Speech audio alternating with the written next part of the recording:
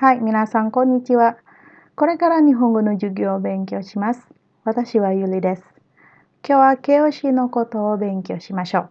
Hari ini kita akan belajar tentang kata sifat, yaitu keiyoshi. Keiyoshi dalam bahasa Jepang, yaitu kata sifat dibagi menjadi ada dua. Jadi ada kata sifat na dan kata sifat i. Kata sifat na biasanya disebut sebagai nakeyoshi, dan kata sifat i disebut sebagai ikeyoshi. Apa bedanya sih kata sifat na dan i itu? Yang pertama, kalau kata sifat na akhirannya bermacam-macam. Kalau kata sifat i, akhirannya hanya i. Kemudian, kata sifat na itu fungsinya sebagai pewatas kata benda. Pewatas itu nanti akan saya jelaskan. Kemudian kata sifat na ini kata sifat yang memiliki sifat seperti kata benda. Jadi nanti dia akan penggunaannya biasanya sama seperti kata benda. Kemudian kalau kata sifat i, dia itu banyak perubahan struktur bunyinya. Jadi nanti ketika dia berubah menjadi negatif, lampau, dia akan berubah akhiran kata sifatnya. Kemudian kata sifat na itu nggak melulu disertai na. Kenapa begitu? Coba kita lihat apa aja sih kata sifat na dan i itu. Di sini saya punya contoh dari kata sifat na dan i dengan temanya ciri-ciri penampilan. Misalnya dari kata sifat na ya, tadi kan kita bilang kata sifat na itu akhirannya macam-macam. Jadi ada akhiran rei, ada akhiran mu, ada akhiran me, dan macam-macam. Sedangkan kata sifat i itu akhirnya selalu i. Kawaii, omoshiroi, kibishi, semuanya i, gitu ya. Nah, kata sifat na itu tadi katanya tidak melulu disertai na. Nah, nanti dia ketika nanti dia masuk di kalimat, na-nya ini bisa saja hilang, tapi bisa juga na-nya itu dipakai. Nanti kita akan belajar gimana menggunakan kata sifat na dan kata sifat i. Oke, nah saya punya lagi contoh kata sifat na dan i untuk tema tempat, kota, dan rumah. Di sini ada beberapa kata sifat na dan i gitu ya. Kalau kalian perhatikan, sebenarnya di antara kata sifat na ini ada kata sifat yang memiliki akhiran seperti ada i-nya. Contoh misalnya tadi yang pertama ada kirei. Padahal ini i ya, tapi kok dia masuk ke kata sifat na? Kenapa? Ada yang tahu? Saya bantu jelaskan. Jadi sebenarnya kata sifat na yang akhirannya i itu nggak banyak. Jadi masih bisa kita hafal seperti kirei, shinpai, kirai, yumei, tokui, teinei, saiwai, sonsai, dan aimai. Nah ini contoh kata sifat na yang akhirannya i. Ada ini aja. Kalaupun ada lagi mungkin jarang gitu ya. Maksudnya jarang itu tidak umum digunakan sehari-hari. Nah, yang ini yang umum digunakan sehari-hari. Kenapa seperti itu? Kenapa di akhirannya i? Karena ketika dia diketik sebagai kanji, jadi dia sebenarnya tidak benar-benar akhirannya i. Karena ketika dia ditulis kanji, dia itu masuk di dalam kanji ini. Contoh, misalnya kirei. Kirei ini ada dua kanji. Kanji pertama ki, kanji kedua rei. Nah, jadi ketika ditulis kanji, si i-nya itu sebenarnya masuk di dalam kanji. Beda sama hiragana. Beda sama kata sifat i. Kalau kata sifat i, hiragananya itu keluar. Yaitu hiragananya ini maksudnya furigana. Furigana itu adalah hiragana yang menyertai kanji seperti ini. Misalnya atsui. Atsui. Atsu itu kanji yang ini. Kemudian i-nya di luar. Nah, itu atsui di sini. Ini ada dua ya atsui-nya. Ini atsui yang musim. Maksudnya benda. Yang ini suhu. Atau kebalik, saya lupa. Nanti kalian cari tahu ya, atsui mana yang suhu, mana yang benda. Jadi penggunaan atsui nanti itu sama atsuinya, tapi untuk suhu dan benda itu berbeda. Kemudian jadi kembali lagi untuk kata sifat na yang akhirannya i itu sebenarnya bisa kalian hafal karena dia nggak banyak, cuma beberapa ini aja, dan Untuk yang kayak kirai, sonzai, saiwai itu dia memang ketika ditulis kanji ada keluar, ini karena mereka spesial gitu aja sih, nggak ada penjelasan lebih lanjut. Kalaupun ada nanti konsentrasinya terlalu dalam ya, jadi nggak penting di sini saya jelaskan. Nah, jadi sebenarnya kata sifat i dan kata sifat na itu kalau melihat sejarahnya mereka itu dari Jepang dan Cina. Jadi kata sifat i itu adalah kata sifat yang dari Jepang. Kalau kata sifat na itu kata sifat yang dari Cina. Gitu ya. Itulah kenapa kata sifat na itu biasanya macam-macam seperti ini ya. Macam-macam dia bentuknya bahasanya tuh bahasa Cina banget gitu. Kalau yang kata sifat i itu dia berasal dari Jepang. Jadi dia i semua gitu karena dia berasal dari Jepang. Gitu ya. Kalau kalian mau cari tahu lagi tentang perbedaan ini ada banyak sekali di internet, silahkan cari tahu. Karena saya tidak konsentrasi ke situ. Nah, saya sekarang akan menjelaskan tentang penggunaan kata sifat na dan i yang sebagai pewatas kata benda. Nah, apa sih pewatas itu? Pewatas itu kalau dari Kamus Bahasa Indonesia adalah sesuatu yang digunakan untuk membatasi. Pewatas itu adalah kata benda. Jadi kalau misalnya dia disebut sebagai pewatas bisa menjadi menyatakan nama, tempat, atau benda-benda yang jadi benda. Segala hal yang dibendakan. Jadi salah satunya adalah kata sifat ini. Jadi kata sifatnya menjadi kata benda. Contoh. Nah, contohnya ini, oishi ramen. Ramen yang enak. Oishi ramen. Oishi artinya enak. Ramen itu makanan ramen, seperti mie gitu ya. Nah, untuk penggunaan kata sifat itu kita pakai sistem MD kalau dalam bahasa Indonesia. Artinya yang menerangkan diterangkan. Kalau kata yang menerangkan itu di depan, kata yang diterangkan itu selalu di belakang. Nah, maksudnya kata yang menerangkan itu adalah kata sifatnya. Terus kata yang diterangkan adalah kata bendanya. Contoh lain ada okimachi. Jadi oki ini artinya besar, machi artinya kota. Jadi kota yang besar, okimachi. Contoh lain misalnya benrina kabang. Benri itu artinya praktis, kabang artinya tas. Contoh lain misalnya nigiyakana tokoro. Nigiyakana tokoro, tempat yang ramai. Gitu ya. Jadi ini sebenarnya umum biasa kita pakai sehari-hari gitu ya. Jadi kata sifat itu sering banget sebenarnya kita pakai sehari-hari. Contoh lain misalnya, saya mau pakai kata oishi ramen ini menjadi kalimat seperti ini. Kore wa oishi ramen desu. Kore wa oishi ramen desu. Ini adalah ramen yang enak. Contoh lain lagi. Kono mise ni oishi ramen ga arimasu. Kono mise ni oishi ramen ga arimasu. Ramen itu kalau ditulis katakana jadi seperti ini. Ramen. Ramen. Mau dibaca ramen boleh, mau dibaca ramen juga boleh. Jadi itu tergantung orangnya masing-masing. Umumnya ramen itu N-nya kayak eng gitu ya. Nah, terus tanda panjang seperti ini untuk memanjangkan vokal. Jadi di sini vokalnya huruf sebelumnya adalah ra. Vokalnya adalah huruf a. Jadi yang dipanjangkan adalah a. Begitu ya. Contoh lain misalnya saya punya okimachi. Okimachi. Oki artinya besar, machi kota. Contohnya misalnya Tokyo wa okimachi desu. Tokyo adalah kota yang besar. Jakarta wa Indonesia ni okimachi desu. Jakarta wa Indonesia ni okimachi desu. Jakarta adalah kota yang besar di Indonesia. Seperti itu. Nah, jadi kenapa sih dia disebut sebagai pewatas? Jadi di sini kan kalimatnya nggak ada kata kerjanya. Jadi kata sifat di sini dia menggantikan kata kerja. Gitu.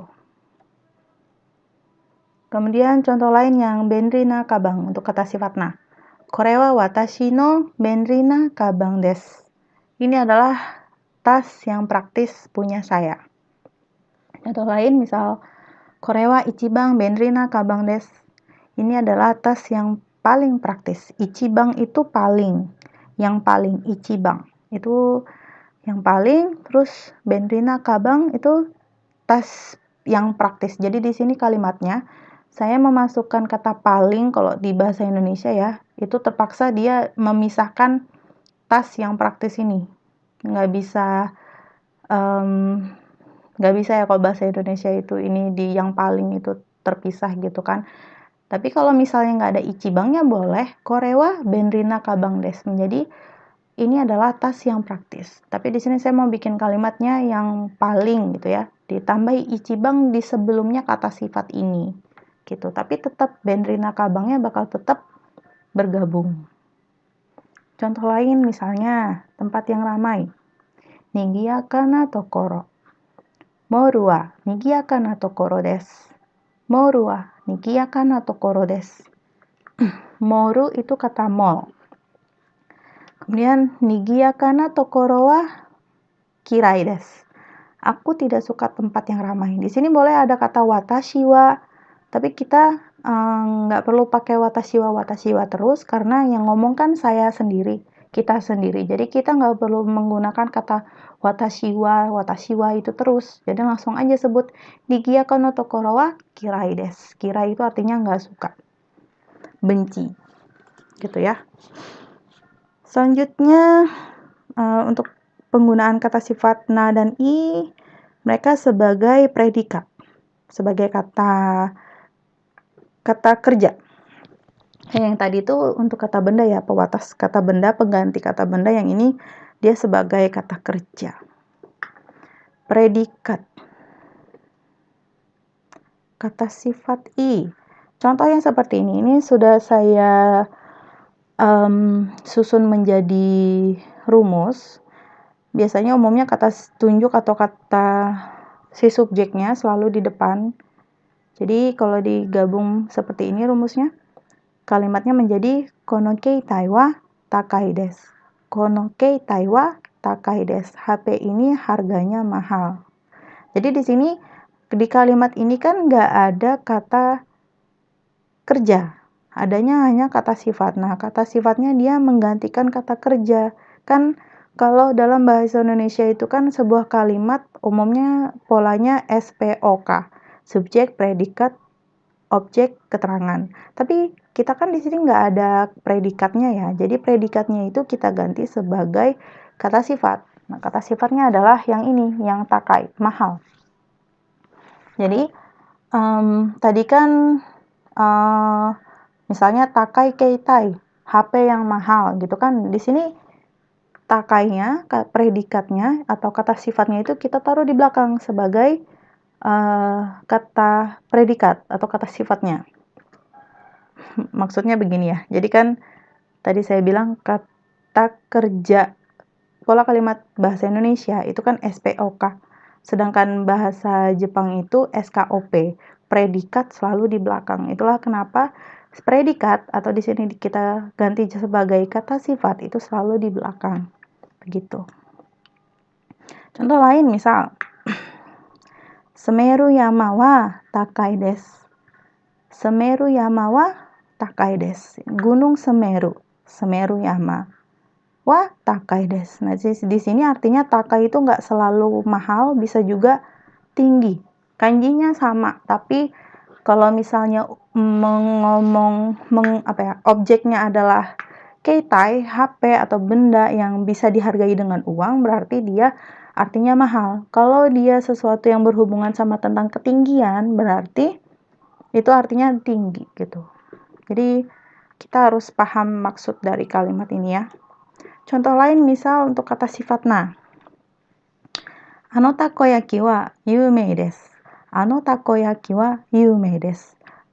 Dari sini, coba kalian perhatikan, apa yang beda kata sifat di sini dari yang sebelumnya saya jelasin, yang dia sebagai pewatas kata benda.